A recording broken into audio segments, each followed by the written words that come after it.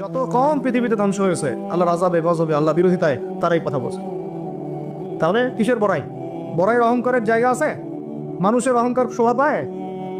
মানুষের মতো ক্ষুদ্র তুচ্ছ সৃষ্টির অহংকার শোভা পায়? 2 দিন পাতলা পায়খানা দিলে বাস শেষ মানুষ, একটা ডেঙ্গু জ্বর দিলেই শেষ। এই যে ঢাকার শহর বস্তুবাদী হয়ে যাচ্ছেন দিন দিন, পুরো পশ্চিম আদলে এক ঝাঁকুনিতে 50 লাখ মানুষ মরতে পারে, এক ঝাঁকুনিতে, খালি 5, 6, 7 মাত্রার মানুষকে আল্লাহ পাক ছোট্ট একটা ক্যান্সারের ভাইরাস দিয়ে শেষ করে ফেলতে পারে। সামান্য একটা মহামারীর বাতাস দিয়ে লাখ লাখ মানুষকে মারতে পারেন। মানুষের অহংকার শোভা পায়? কোন মানুষ নামাজ পড়ে না চিন্তা করেছেন? যে মানুষের হৃদস্পন্দন, শ্বাস আল্লাহ নিয়ন্ত্রণ করছেন, একটু শ্বাসকষ্ট হলেই হাসপাস উড়ে যায়। বড় একজন আলেম তেলাওয়াত করছেন, কোরআন তেলাওয়াত, নামাজে আমরা পিছনে নামাজ পড়ছি, শ্বাসকষ্টের কারণে তেলাওয়াতে পুরো আয়াতটা তেলাওয়াত করতে পারেন না, থেমে থেমে তেলাওয়াত করতে হয়। তখন আমার মনের মধ্যে চিন্তা আসলো, সুবহানাল্লাহ, এত বড় আলেম, আল্লাহ পাক তাকে এভাবে শ্বাসকষ্ট দিয়ে পরীক্ষা করছেন, অথচ আল্লাহ পাক আমাকে এখান থেকে মুক্ত রাখছেন, আমি তো তার মতো তেলাওয়াতও করি না। কত মানুষ পঙ্গু হয়ে পড়ে আছে, ওই অবস্থা আল্লাহর ইবাদত করতেছে। কত মানুষের চোখ নাই, হাফেজে কোরআন হয়ে বসে আছে, মুফতি হয়ে বসে আছে না? তাই নেয়ামতের কথা স্মরণ করেন, আল্লাহ পাকের নেয়ামতগুলো স্মরণ করেন, বোঝার চেষ্টা করেন। আল্লাহ পাক সূরা দুহায় এটাই বলছেন, সূরা দুহার শেষে আল্লাহ পাক এটা বলছেন, আলাম ইয়াজিদকা ইয়াতীমান ফাআওয়া, তোমাকে আমি ইতিম অবস্থায় পাই নাই, আশ্রয় কি দেইনি?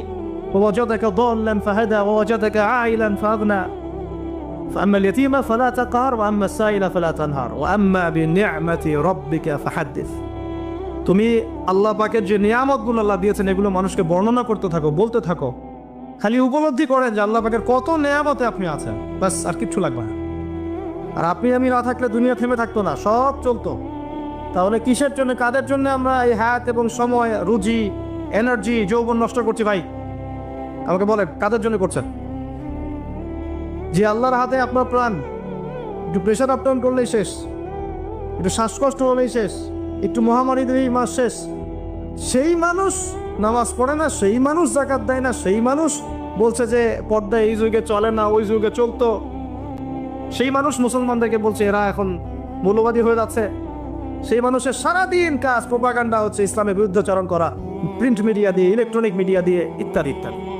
কোন মানুষের? যেই মানুষের এতটুকু ক্ষমতা নাই যে নিজে আগামীকালের খবর নিবে, নিজে আগামীকালের খবর নেবে, এইটুকু ক্ষমতা যে মানুষের নাই, সেই মানুষ আজকে এই কাজ করে বেড়াচ্ছে। আল্লাহ পাক আমাদের স্বর্গে কথাগুলো বোঝার তৌফিক দান। আল্লাহ পাক সর্বপ্রথম আমাকে জানা অনুযায়ী আমল করার তৌফিক দান করেন, যা বলি তার উপর আমল করার তৌফিক দান করেন, এবং আপনাদের সবাইকে শোনা অনুযায়ী আমল করার তৌফিক দান করেন। আমি বলছিলাম কায়েম আর দাওয়া এক জিনিস নয়। আমি দাওয়া দিচ্ছি, ইসলামের কথা বলছি, দাওয়াতের ক্ষেত্রে এই বিষয়গুলো খেয়াল রাখবেন। কেন একটা সমাজের মধ্যে সুদের প্রসার বাড়বে? কেন বাড়বে? কেন একটা সমাজের মধ্যে, মুসলিম সমাজে খ্রিস্টান মিশনারিরা অবাধে দাওয়াতি কাজ করবে এবং দলে দলে মানুষকে খ্রিস্টান বানাবে? কেন? আর কেন মুসলমানদের ইমান এত দুর্বল হবে যে তারা এইভাবে সামান্য একটা চাকরি বা ক্ষমতা, টাকার জন্য, বাড়ির জন্য ইমান বিক্রি করে দিবে? দেশের, বিশ্বের খবর রাখার চেষ্টা করেন, আনাচে কানাচে এগুলো ছড়িয়ে যাচ্ছে। আগে ছিল যে নিউট্রালাইজেশনের কথা বলছিলাম না, আগে ছিল যে মানুষ হারাম খাইতে দ্বিধাবোধ করতো, যে মানুষ জেনে ফেললে কি বলবে, চিচি করবে। এখন ঘরে ঘরে সুদ, ঘরে ঘরে। ওয়াল্লাহি আমরা সবাই এখন মায়ের সাথে জেনা করি।